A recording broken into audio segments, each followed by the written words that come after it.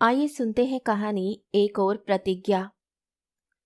राजा शांतनु के समक्ष गंगा द्वारा की गई प्रतिज्ञा। मेरे किसी कार्य को आप नहीं टालेंगे और ना ही कोई कार्य करने से मुझे रोकेंगे। सो मेरी प्रतिज्ञा विरुद्ध कोई बात नहीं करेंगे तो मैं आपकी भार्या बनकर रहने को उद्यत हूँ, और जो ही आपने मेरी प्रतिज्ञा को भंग किया मैं आपको छोड़कर चली जाऊंगी। महाभारत आदि पर्व। तुम मेरे किसी भी काम में, बात में, निर्णय में, रहन सहन में दखल अंदाजी नहीं करोगे। ना मुझे रोकोगे टोकोगे, ना मेरे साथ कहीं आओगे जाओगे। घर में कौन आता है कौन जाता है इस बारे में कोई सवाल जवाब नहीं करोगे। अगर ये सारी शर्तें तुम्हें मंजूर है तो मैं तुम्हारे साथ रहने के लिए तैयार हूँ। तुम अपना जीवन जियो और मुझे अपना जीवन जीने दो। वह लगातार बोले जा रही थी और वह ठीक उसके सामने सोफे पर निर्जीव सा बैठा सुने जा रहा था। चश्मे से झांकती उसकी आंखों में निरीहता थी, खामोश रहने की विवशता थी, और वह उंगली दिखाती उसको धमकाई जा रही थी अपनी बातों से, अपनी भाव मुद्राओं से और अपनी उपस्थिति से। उसकी आंखों में शोभ, घृणा और कठोरता थी। उसे यानी उसके पति सोमेश को लगा कि इस समय उसने एक भी शब्द प्रतिवाद में या सफाई में या यूं ही बोला तो वे जानबूझकर शोर मचाएगी, चीखेगी और फिर से कोई ऐसा बहाना बना देगी जिससे उसे जाना ना पड़े। यानी गलती वह करेगी और कसूरवार ठहराएगी उसको। सोमेश जानता है कि उसका व्यवहार ऐसे पलों में हिंसक हो उठता है। क्या पता वे पहले की तरह चीजें उठाकर फेंकना शुरू कर दे, दरवाजा बंद कर ले या स्वयं को ही चोट न पहुंचा ले। ये सोमेश के खिलाफ सबको करने की उसकी साजिश होती थी। और अम्मा बाबूजी के सामने बच्चों की तरह रोने की क्या जरूरत थी? उनसे दबाव डालकर तुम या तुम्हारे परिवार के लोग मेरे साथ प्यार से रह सकेंगे? मैंने उनसे कोई शिकायत नहीं की, तो उन्हें क्या सपना आ रहा था कि हमारे बीच कोई संबंध नहीं है? क्या उन्हें समझ में नहीं आता है? उन्हें समझ में आता होता तो जीजी की जिंदगी की बर्बादी दिखाई न दी होती। मैं जीजी नहीं हूं, समझे? इस बार मैं केवल उनका मन रखने के लिए जा रही हूं, समझे? वह बैग में एक एक सामान जमाती जा रही थी। उसका सामान रखने का ढंग ऐसा था मानो वह अपने घर नहीं जेल की सजा काटने जा रही हो।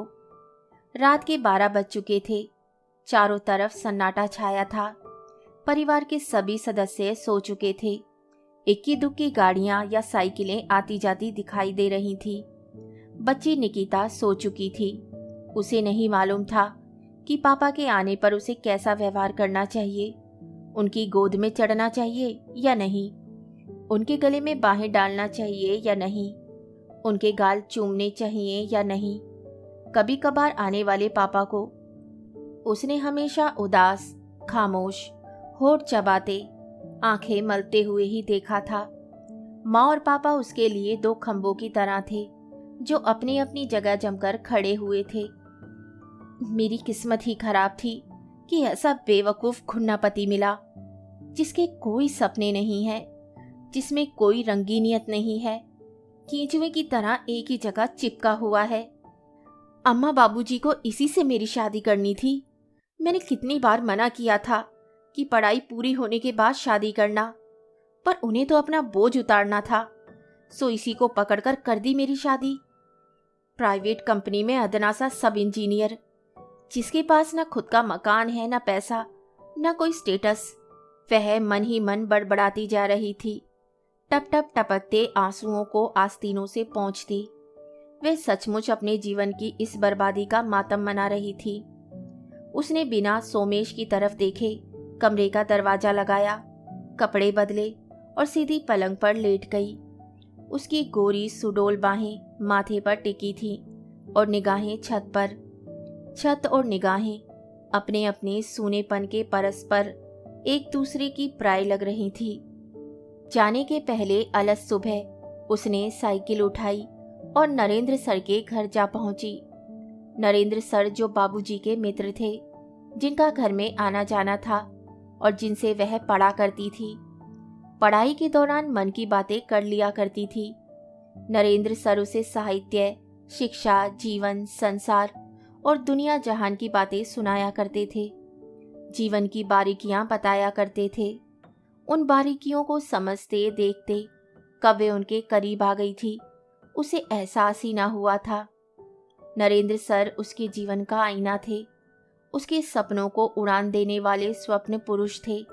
उसका मन उन्हीं के सामने खुलता था। आपने बाबूजी को कहा होगा कि हमें भेज दो, वे हमें लेने आया है। तो इसमें बुराई क्या है?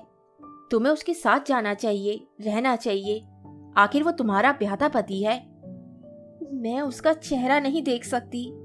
आपको नहीं मालूम कि वे कितना तकियानूसी है, कितना शक्की। उसके साथ रहना है, इस कल्पना मात्र से ही पूरे शरीर में आग की लपटें उठने लगती हैं। इस कस्बे के बाहर का जीवन भी तो तुम्हें देखना चाहिए। कब तक यहाँ रहकर तुम अपनी प्रतिभा का हास करती रहोगी? तुम्हारे भीतर अनंत संभावनाएं हैं, सपने हैं, और सबसे बड़ी बात कि तुम जैसा सोचती हो वैसा ही जीना भी चाहती हो। वहां तुम्हें खुला पढ़ा लिखा बौद्धिक समाज मिलेगा, काम करने का मौका मिलेगा। सोमेश की आंखें भी खुलेंगी, वह तुम्हें समझ सकेगा। वह तो चाहता है कि मैं गांव की नई नवेली दुल्हन की तरह बनकर रहूं, उसकी प्रतीक्षा करती, उसके लिए रोटियां बनाती, उसकी बात मानती रहूं। ये घिसी पिटी बातें तुम्हारे मुंह से अच्छी नहीं लगती हैं। इन बहसों में व्यर्थ समय बर्बाद करने से बेहतर है कि तुम अपने भविष्य के बारे में सोचो। फिलहाल उसके साथ रहो, बाद में अपने रहने का ठिकाना अपने हिसाब से बना लेना। तब आप और बाबूजी फिर आ जाओगे उसकी वकालत करने के लिए। जानती हो ना कि कस्बाई समाज में जवान, वो भी शादीशुदा लड़की का माता पिता के घर में रहना कितने सवाल पैदा करता है। बाहर से हम आधुनिक दिखते हैं, ढोंग है ये सब, महज दिखावा। अंदर से हम सब वही हैं, तकियानूसी। या फिर हिम्मत दिखाओ, परवाह करना बंद कर दो और अपनी मर्जी से जियो। आप कब से समाज और परिवार की परवाह करने लगे हैं? सो तो नहीं करता। तुम भी जानती हो कि परिवार और समाज को मैं अपने जूतों की नोक पर रखता हूँ। मैंने अपना जीवन अपनी शर्तों पर जिया है, पर हर वक्त हर बात को दूसरे संदर्भ में नहीं देखना चाहिए। मैं उसके साथ बंध कर नहीं रहना चाहती। आपकी स्वतंत्रता कौन छीन रहा है? सवाल यह नहीं है। सवाल यह है कि आप अपनी स्वतंत्रता किसे छीनने देती हैं और क्यों। पहलाने की बातें मत करिए। आपको कोई नई लड़की मिल गई होगी, इसलिए चाहते हैं कि हम चले जाएं। हम क्या यूं दबने वालों में से हैं? नई लड़की आएगी तो तुमको खबर लग जाएगी। फिलहाल तो तुम अच्छे मन से जाओ, बाकी हम सब तो हैं ही तुम्हारी खैर खबर लेने वाले। इस समय नरेंद्र सर से बाकी बातों पर बहस करने का उसका मन नहीं था। उसे हर रास्ता टेढ़ा मेढ़ा नजर आ रहा था। रास्ते में उसकी साइकिल कई बार लड़खड़ाई। उसे लगा साइकिल की तरह वह भी अभी सीधे साधे ढंग से नहीं चल पा रही है। सोमेश ने किराए का छोटा सा फ्लैट लिया था। एक कमरे में उसने अपना सामान जमाया और दूसरे में बच्ची और आया का। बड़े शहर की चकाचौंध, जगमगाता शहर, हलचल करती सड़कें, लोगों की अपार भीड़, मादकता बिखेरती रातें, नई चीजों से पटा पड़ा बाजार। उसका मन खिल उठा। नरेंद्र सर ने सही कहा था, शहर का माहौल ही अलग होता है। नरेंद्र सर ने जिन परिचितों के नाम पते दिए थे, उनसे मिलने जाना उसके लिए रोमांचक अनुभव था। नरेंद्र सर ने कहा था कि अपनी अभिरुचि के अनुसार वह काम कर सकती थी, कोई संस्था ज्वाइन कर सकती थी। दुबली पतली छरहरी काया की मलिका मानसी पहली नज़र में कस्बाई युवती लगती थी, पर उसकी देह में, आंखों में, मुस्कान में ऐसा जादुई आकर्षण था कि जो भी उसे देखता अभिभूत हुए बिना ना रहता। खासकर उस समाज में उसका आकर्षण आलोक की तरह फैलाने वाला था, जो कवियों, साहित्यकारों, चित्रकारों, थिएटर और बौद्धिकों का समाज था, जिनके लिए सौंदर्य, प्रकृति और स्त्रियां खास मायने रखती थीं। मानसी में बचपना था, चंचलता थी, वाक चातुर्य था। वह यहाँ सोमेश के लिए नहीं, परिस्थितियों के कारण आई थी, इसलिए घर से ज़्यादा वह बाहर रहना चाहती थी। उसकी प्रकृति स्वाधीन रहने की थी। वहाँ भी उसके किस्से चला करते थे, लड़कों के पत्रों का आना, उन्हें मजे लेकर पढ़ना पढ़ाना, उन्हें बेवकूफ़ बनाना, छुपकर फिल्में देखना, नरेंद्र सर के साथ घूमना और हर उस बात को, हर उस बंधन को नकारना, तोड़ना जो उसके जीवन में उसके खिलाफ जाता था। तुम नाटकों में भाग क्यों नहीं लेती? तुम्हें तो मॉडलिंग करना चाहिए, कोई दूसरा कहता। एक युवा आकर्षक महिला को इस शहर ने हाथों हाथ लेना चाहा था। बस उसे आगे बढ़कर पहल करने की जरूरत थी। मैं और नाटक, वह हंसती। हाँ हाँ, देखो, अपना चेहरा देखो, अपनी खूबसूरती देखो, ये छुपाने की चीज नहीं है। तुम्हारी आंखों में गजब का आकर्षण है, जादू है। तुम्हारी आंखें आमंत्रित करती हुई आंखें हैं। हाँ, बुरा मत मानना, पर तुम्हें कपड़े पहनने का तमीज नहीं है, जो सिखा दिया जाएगा। कहकर एक लंबी खिलखिलाहट के साथ गहरा कश खींचा संजना ने सिगरेट का। क्या आप सिगरेट सबके सामने पी सकती हैं? हमारे यहाँ की महिलाएं तो बीड़ी पीती हैं। हमने भी एक बार पी थी, तो अम्मा ने जमकर चांटा मार दिया था। हाँ हाँ, क्यों नहीं। शराब, सिगरेट क्या मर्दों की बपोती है? क्या बुराई है? मानसी को लगा यह जीवन तो उसने देखा ही ना था। इतना उन्मुक्त, इतना सहज, इतना निश्चिंत। फिर तो मानसी की बैठक संजना के घर में जमने लगी, जहां शहर और शहर के बाहर के लोग इकट्ठे होते। उनमें देर रात तक गप्पे चलती, बहसें होती, नए विषयों पर नए आइडियाज बनाए जाते। दोस्तियां और गहरी और प्रगाढ़ होती गई, संबंधों में ऊष्मा पैदा होती गई और जीवन की धारा निर्द्वंद्व बहने लगी।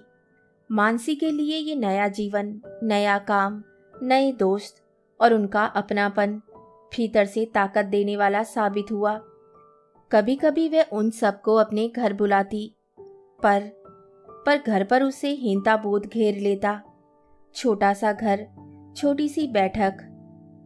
उसने आनन फानन में एप्लीकेशन दी और उसके दोस्त समाज ने उसके लिए गवर्नमेंट क्वार्टर अलॉट करवा दिया।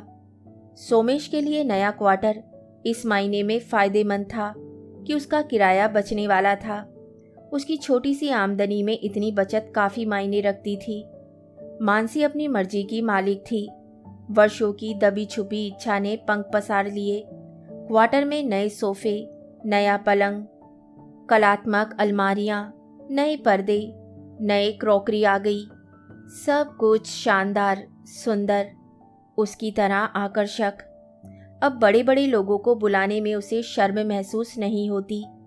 संजना के घर के अलावा मानसी के घर में कविताओं, गजलों, नाटकों और विमर्शों का दौर चलता। शराब, सिगरेट और ड्रिंक्स बेहिचक पिए जाते। मजे की बात यह है कि उन सब के बीच उसकी बच्ची खिलौना बन गई थी। सबका प्यार उसे मिल रहा था। इतनी हलचल, इतनी उन्मुक्ता के बावजूद इन सब के बीच मानसी का आंतरिक जीवन बड़ी धीमी गति से चल रहा था। रोमांचित होने, उत्तेजित होने और सपने देखने का उसके पास आज भी कोई बड़ा फलक नहीं था। शादीशुदा होने का ठप्पा उस पर लगा हुआ था।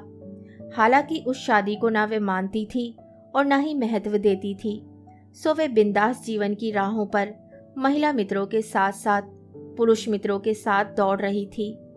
मानसी को एक बात गहरे तक छू गई कि वे जहां भी जाती वहां उसके सौंदर्य की चर्चा होती। इसलिए उसने जाना, माना और महसूस किया कि वह बेशकीमती, बेइंतिहा खूबसूरत देह की धारिणी है। साथ ही महिलाएं उसको लेकर अक्सर चर्चा करती रहती। बिंदास है, अपने काम निकलवाने और करवाने की कला जानती है, हमेशा मस्ती करती रहती है। भाई हंसेगी मुस्कुराएगी क्यों नहीं? आप त्याग दो सारी चीज़ों को, मिडिल क्लास मानसिकता को, सबकी परवाह करना बंद कर दो, खुलकर मर्दों से दोस्ती करो, उनके साथ उठो बैठो। इतनी हिम्मत है हम सब में, आपके जीवन में भी वैसी ही मस्ती आ जाएगी। भाई यहाँ तो सपने तक में मियाँ दिखता है, दूसरे मर्द की तो बात अलग। वह तो सरेआम सैकड़ों मर्दों को अपने इशारे पर नचाती है और मर्द नाचते हैं। भाई हमें तो उसका ये अंदाज पसंद है। कोई तो है जो अपनी शर्तों पर जीता है। सुना है उसके कई लोगों से संबंध है, पति को पूछती नहीं है। भाई अपना अपना नजरिया है, किसी की पर्सनल लाइफ में नहीं झांकना चाहिए। सचमुच ही मानसी के बारे में इस तरह की बातें हमेशा चर्चा में रहती। मानसी की माया और कामना बढ़ती जा रही थी। उसके लिए बड़ी उम्र के सौंदर्य प्रेमी पुरुष कुत्ते की तरह थे, जिनका वे भरपूर मजाक उड़ाती। उसको हम उम्र, खूबसूरत, पैसे वाले, समृद्ध लोग ही पसंद आते थे, बल्कि ऐसे ही लोग उस पर जान न्यौछावर करते थे। सोमेश सुबह से जाता और रात 9 बजे तक लौटता। उसके आने पर यार दोस्तों की महफिल सज जाती। उसको भी बिठाया करो, बेचारा अकेला घूमता रहता है बच्चे की तरह। बच्चा ही तो है, आज्ञाकारी संस्कारवान बच्चा। वो इस लायक नहीं है कि हमारी बातें समझे, वह मजाक उड़ाती हुई कहती। सोमेश अपने कमरे में छुप जाता कोई बहाना बनाकर। चश्मे के भीतर से झांकती, उसकी आंखें आंसुओं में डूबी होती। वो ऐसा बेबस बदनसीब पति था जो मानसी की शर्तों से बंधा था। वह जानता था कि जिस दिन उसने मानसी के किसी काम में, किसी बात में दखल अंदाजी की तो वह 2 टूक जवाब दे देगी, या बहुत संभव है कि उसे जलील करके घर से ही निकाल दे। इधर मानसी की गतिविधियां लगातार बढ़ती जा रही थी। नाटक और अन्य कार्यक्रमों में लगातार शिरकत। कभी कभी तो वे रिहर्सल से या दोस्तों के बीच से रात 12-1 बजे तक लौटती, शराब के नशे में, सिगरेट पीती, ठहाके लगाती। कभी कोई दोस्त छोड़ने आता तो वहीं बैठक में पड़ा सो जाता। ऐसे मामलों में उसकी उदारता बढ़ती जा रही थी। एक अच्छे इंसान और दोस्त के रूप में वे अपनी पहचान बना रही थी। अपनी मैडम से कहो कि समय पर घर आया करें, बच्ची का तो ख्याल करे। सोमेश पिछले महीनों की भड़ास निकाल रहा था। मैं कुछ बोलता नहीं हूं तो इसका मतलब यह नहीं है कि मैं बेवकूफ़ हूं। दूसरी सुबह वे सोमेश के सामने फट पड़ी। जो बात कहनी है सीधे मुंह से कहा करो, नौकरानी से नहीं। मुझसे बात करते हुए क्या डर लगता है या? सोमेश खून का घूंट पीकर रह गया। मैं केवल निकिता की बात कर रहा था, उसके बारे में सोचना चाहिए। क्या असर पड़ेगा उस पर इन सब बातों का? निकिता को पालने वाली आया है, उसके लिए परेशान होने की जरूरत नहीं है। मैं समझती हूँ कि उसके लिए अच्छा बुरा क्या है। चूंकि सोमेश और मानसी दोनों ही मध्यम वर्गीय परिवार से आए थे, इसलिए उनके भीतर अपनी अपनी कुंठाएं तो थी ही, उनसे बाहर निकलने की छटपटाहट भी थी। मानसी ने उस कुंठा के खोल को उतार फेंका था और वे अपर क्लास में शामिल होने, उनके बीच उठने बैठने के लिए स्वयं को ऐसी विशिष्टता प्रदान करना चाहती थी जिससे लोग उसके इर्द गिर्द मंडराएं, उसे अपने समाज में शामिल करें, सम्मान दे, उसकी महत्वाकांक्षाओं को बढ़ने दे। वे तरह तरह के काम करती, मसलन कुछ कच्ची सी कविताएं लिखती, कार्यक्रमों का संचालन करती, किसी पत्रिका के अंक का संपादन करती, कुछ नहीं तो बड़े बड़े कलाकारों का इंटरव्यू ले डालती। वे हर काम से, रिश्ते से अपने लिए ऐसी मजबूत दीवार बना लेना चाहती थी जिसको कोई भी गिरा न सके। नारी सुलभ चंचलता उसके स्वभाव में थी, जिससे सारे लोग सम्मोहित रहते। उसके स्वभाव की नरमाई और सहजता सबका मन मोह लेती। एक दिन सोमेश ने देखा कि मानसी ने अपने लंबे बाल कटवा लिए हैं। उसकी प्यारी सी चोटी काटी जा चुकी थी। दरअसल उसने बाल नहीं कटवाए थे, बालों के बहाने उन बंधनों को काट डाला था जो उसे बचपन से बांधे हुए थे। हर कदम पर उसको हर एक चीज से चिढ़ थी जो उसके लिए दबाव का काम करती थी। वह जानती थी कि सोमेश उसके बालों को पसंद करता है। यह पसंद उसे तब अखड़ने लगी थी जब सोमेश उसे एक निहायत ही घरेलू कामकाजी पत्नी के रूप में देखने लगा और उसके सौंदर्य के प्रतिमानों में चूड़ियां, बिंदी, बिछिया के साथ लंबे बाल भी थे। यह क्या किया तुमने? अम्मा बाबूजी देखेंगे तो क्या कहेंगे? कितना नाराज होंगे। सोमेश अपनी बात अम्मा बाबूजी के नाम से कहा करता था। अम्मा बाबूजी नाराज होंगे या तुम्हें बुरा लग रहा है? तुम्हारे बाल इतने लंबे थे। कहते हुए सोमेश की आवाज लड़खड़ाने लगी। बाल उसके कटे थे और दुखी सोमेश हो रहा था। सोमेश को किसी जमाने की उसकी 2 चोटियां याद आ रही थी। बात बालों तक रहती तब भी सोमेश शांत रहता। अब तो उसका पहनावा भी बदलता जा रहा था। साड़ी तो लगभग उसने त्याग ही दी थी। कभी कभार पहनती थी वह। हाँ, घर में वह स्लीवलेस कुर्ता, टी शर्ट या हाफ पैंट पहनने लगी थी और बाहर जीन्स और टॉप। सोमेश के लिए यह एक और सदमा था। वह लड़की को समझाता, उसको ऐसी पोशाकें पहनने के लिए मना करवाता। मम्मी, आपकी खुली टांगें अच्छी नहीं लगती, एक बार निकिता ने टोक दिया। तू मुझे सिखाएगी कि मुझ पर क्या अच्छा लगता है, क्या बुरा? तू खुद बोल रही है या तेरा बाप बुलवा रहा है? निकिता सहम गई। एक बार सोमेश ने एक और गलती कर दी। उसकी छोटी सी टी शर्ट जिसमें पूरी दह चिपक जाती थी, उसे छुपा कर रख दी। बस फिर क्या था, मानसी ने हंगामा मचा दिया। इस आदमी को मेरे कपड़े पहनने पर ऐतराज है। दुनिया कहाँ से कहाँ जा रही है और ये आदमी उसी तकियानुसी मानसिकता में जी रहा है। इतनी घटिया और ओछी मानसिकता, छी छी छी। सोमेश को काटो तो खून नहीं। टॉप इतना छोटा था कि लोग हंसी उड़ाते, शरारत भरी निगाहों से देखते। उसको लगता जैसे तमाम लोग उसके मर्दाने पर उंगली उठाने लगे हों। मुझे शर्म आती है। तुम कोई बॉलीवुड की हीरोइन नहीं हो कि इस तरह के कपड़े पहनो। सोमेश ने हिम्मत करते कहा। शर्म तुम्हें आती होगी, मुझे नहीं। और यही सब फिल्मों में देखते हो तब? दूसरे की औरतें यही ड्रेस पहने तो खुश होते हो। वह तुनक कर बोली। सोमेश को छीलने में उसे आनंद आता था। कुछ तो शालीनता होनी चाहिए। निकिता बड़ी हो रही है। घर में हर समय लोगों का आना जाना, पड़े रहना, शराब पीना, धमा चौकड़ी मचाना। मुझे कई बार नीचे वालों ने टोका है। मुझे अपनी बेटी की चिंता है। तो तुम्हें कहना चाहिए था कि मुझसे बात करें। कॉलोनी वाले कौन होते हैं हमारी जिंदगी में दखल देने वाले? वे लोग फालतू के काम कहते रहते हैं। मैंने तो कभी कुछ नहीं कहा। बताओ बताओ, कौन कह रहा था? मैं बात करूंगी। कोई नियम कायदा होता है या नहीं? तो तुम निभाओ। वह सोमेश पर चीख रही थी। तुमने मेरी जिंदगी बर्बाद कर दी है।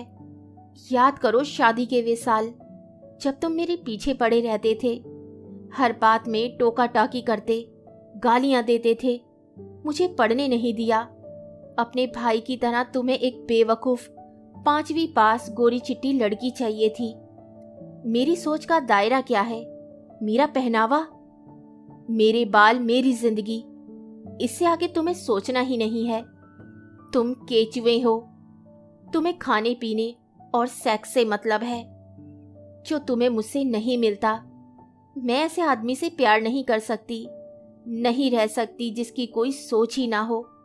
मैंने कहा था मेरी जिंदगी में दखल अंदाजी मत करना।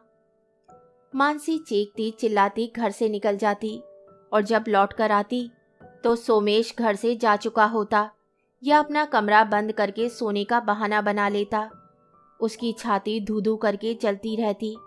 अपनी छोटी सी प्राइवेट कंपनी की नौकरी में उससे जो बन पड़ता था वे करने की कोशिश करता। उसने तो आंख खोलते ही घर की स्त्रियों को घर संभालते, बच्चों को पढ़ाते, पतियों की सेवा करते हुए देखा था। वे स्त्रियां कभी भी अपने पतियों की, भाइयों की, पिताओं की खिलाफत नहीं करती थी, ना खाने में, ना पहनने में, न जीने में कोई इच्छा अनिच्छा जाहिर करती थी। यहाँ तक कि सेक्स के मामले में भी उनकी अपनी कोई इच्छा अनिच्छा ना होती थी। लेकिन उसकी पत्नी, जो वह स्वयं को नहीं मानती थी, वह तो हर बात की खिलाफत करती और उसे सबसे ज्यादा दुख इसी बात का होता कि वह अपनी आंखों के सामने सब कुछ होते हुए देखकर भी विरोध नहीं कर सकता था। विरोध करता भी तो नपुंसक सा विरोध, जिसमें उसकी आवाज तक सही ढंग से नहीं उठती थी। उस मायने में वह घर का सबसे सभ्य पुरुष था, जिसने कभी अपनी पत्नी को गालियां नहीं दी और ना ही मरखू गाय को रस्से से बांध कर रखा। हाथ उठाना तो दूर की बात थी। दिन पर दिन चर्चा में आती मानसी अब सफलता और सौंदर्य की प्राय बन चुकी थी। उसके आत्मीय दोस्तों का, कहना चाहिए प्रेमियों का, एक सुंदर संसार था, जिनके बीच उसका करियर, उसकी कामयाबी महफूज थी। पर एक भूख, एक अधूरापन, एक अभिप्सा उसके भीतर लगातार फैलती जा रही थी। हर रोज अपने पति की बाहों में होने की कोशिश, उसी की तरह खुला बिंदास आदमी जो उसके भीतर के स्त्रीत्व को प्यार दे सके, उसके भीतर उठती उत्ताल लहरों को पी सके। जो बातें उसके लिए सामान्य थी, वही बात उसके माता पिता के लिए अपयश की प्रतीक थी। उसकी तथाकथित हरकतों से माता पिता बेहद नाराज थे। उसके नाते संबंधों और दोस्तियों की खबर नरेंद्र सर को भी थी, पर उनकी सोच बड़ी थी, दिल बड़ा था। वे इतना स्पेस देते थे कि चिड़िया आकाश में मनचाही उड़ान भर सके। उनका मानना था कि जितना उपयोग वे मानसी का कर सकते थे, कर लिया है। अब वे अपना जीवन जीने के लिए स्वतंत्र है।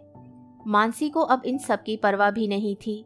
उसे अपने अंदाजे बयां और अंदाजे जुनून में मजा आने लगा था।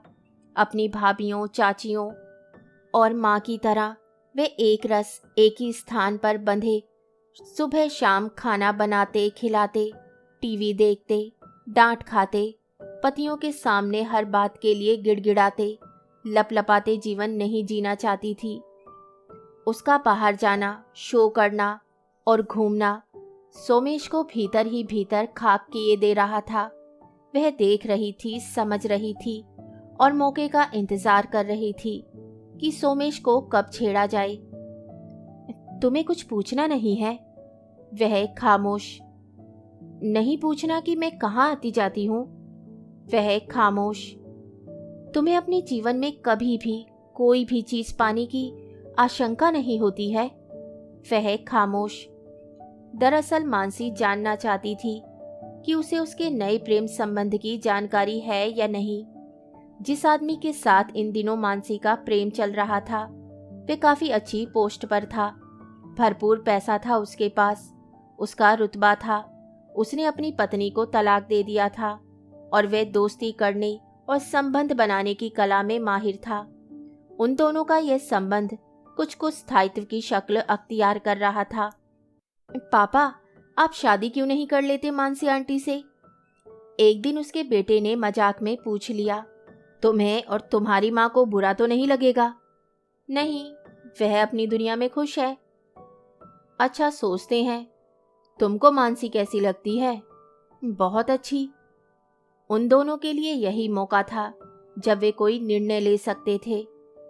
मानसी भी शादी करना चाहती थी, पर सोमेश, उसका क्या किया जाए? यूं तो पिछले 12-13 वर्षों से वे अलग ही थे, दैहिक आत्मिक संबंधों से अलग। सोमेश इन दिनों एकदम चुप रहता था। उसके मुंह से एक शब्द न निकलता। उसकी चुप्पी ने सन्नाटे का रूप ले लिया, जबकि मानसी चाहती थी कि वह कुछ बोले, विरोध करे। उससे छुटकारा पाने का रास्ता उसे नहीं सूझ रहा था। बिना तलाक किए दूसरा विवाह नाजायज होता है।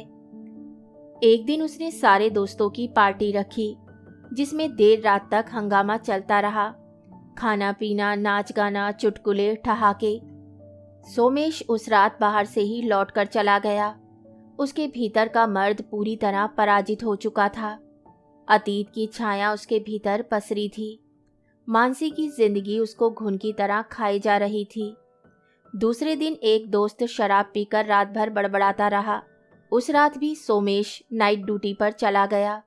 सवाल जवाब, विरोध झगड़ा सब बेअसर हो गए। लेकिन तीसरी रात, उस रात वह अपनी भावनाओं पर, अपने गुस्से पर काबू न रख सका। एक कोमल जीव उसके भीतर भी सांस ले रहा था।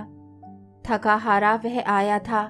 उसने देखा कमरे में उसका होने वाला पति सिगरेट पी रहा है, यानी उसका कमरा भी उसके लिए ना बचा था।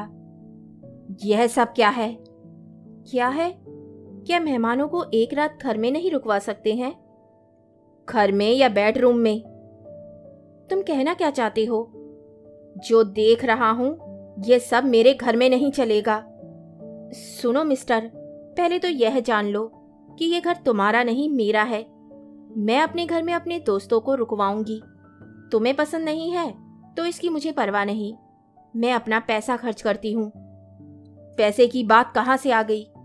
पैसे की बात है। तुम कुंठित व्यक्ति हो, कंजूस हो, किसी को चाय नहीं पिला सकते। तुम 4 लोगों के बीच बैठ नहीं सकते, बात नहीं कर सकते। तुमने मेरी किसी बात में कोई रुचि नहीं ली, ना तुम्हें खुशी हुई है। कुड़ कुड़ कर तुम्हारा दिमाग कुंद हो गया है। मुझे मालूम है कि तुम मेरी चुगली भैया भाभी से करते हो, अम्मा बाबूजी से करते हो। करो, खूब करो। तो क्या मुंह सिलकर बैठ जाऊं? लोग हंसते हैं। हंसने दो। तुम्हें पति की नहीं पैसों की भूख है। हाँ है, क्यों ना हो। अच्छी जिंदगी कौन नहीं जीना चाहता है। इस कीमत पर? किस कीमत पर? मैं अपना कमाती हूं। तो कुछ भी करो। बकवास बंद करो। मैंने यहां आने के पहले ही कह दिया था कि मेरे मामलों में नहीं बोलोगे। क्या तुम्हें मेरी शर्तें याद नहीं है? बोलूंगा, 10 बार बोलूंगा। आज सोमेश भी चिल्ला रहा था। अच्छा, मानसी उसे उकसाते हुए बोली। मानसी ने पांव पसारे और सामने बैठ गई। उसकी पतली गोरी सुंदर टांगे पलंग पर पसरी थी और हाथ हवा में लहरा रहा था। तुमने मेरा जीवन बर्बाद कर दिया है। जीवन की 12 साल। 12 साल कुछ होते हैं? अपनी जिद से शादी करके क्या साबित करना चाहते थे? तुम किस लिए चिपके हो मुझसे, मेरी जिंदगी से? हमारे बीच कुछ भी एक जैसा नहीं है। हमारी शादी एक धोखा थी, धोखा। तो अब क्या चाहती हो? छुटकारा, तुमसे मुक्ति। मैं अलग रहना चाहती हूँ, ताकि किसी तरह की रोक टोक ना रहे। रोक टोक करने वाले तुम कौन होते हो? तुम्हारा पति। पति? मानसी ने पांव मोड़े, हाथों को आपस में मिलाया। क्षणों तक सोमेश को देखती रही। दुबला पतला, सीधा सादा सा दिखने वाला। यह आदमी कितना घुन्ना है, यानी उसका पति। पति पति।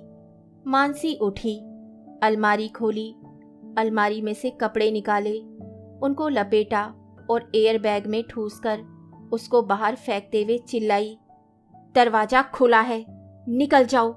यह मेरा घर है, मेरा, समझे? याद करो, शादी के बाद किसी बात पर तुमने मुझे थप्पड़ मारा था। मारा था ना? क्या मुझे वो थप्पड़ खाना चाहिए था? मैंने तुमसे कहा था ना कि जब तक, जिस दिन तक तुम मेरी जिंदगी में दखल अंदाजी नहीं करोगे, तब तक इस घर में रह सकोगे। सोमेश हक्का बक्का सा उसका चेहरा देखता रह गया। मानसी की आंखों में, उसकी देह में, उसकी बातों में सोमेश के लिए वितृष्णा थी। अब इस वक्त मैं कहाँ जाऊंगा? यह तुम ठीक नहीं कर रही हो। कहीं भी मेरी बला से। मैं तुम्हारी शक्ल नहीं देखना चाहती हूँ। तुम्हारी शक्ल देखकर मेरे दिमाग की नसें फटने लगती हैं। सोमेश को लगा आसमान का कोई टुकड़ा धड़ाम से उसके सिर पर गिर पड़ा हो, कसमसा कर रह गया।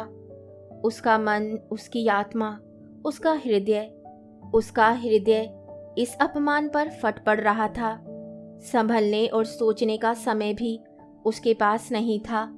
एक छोटा सा एयर बैग बाहर पड़ा था। उसके संबंधों की परिणति यही एयर बैग था। बाहर रोशनियों से सड़क जगमगा रही थी, लेकिन उसके भीतर उतना ही सघन अंधकार फैला था। गहरा दर्द से धुनकता अंधेरा। अपनी ही आहों कराहों से भीगता अंधेरा। हाथ में बैग लिए वह पैदल चल रहा था।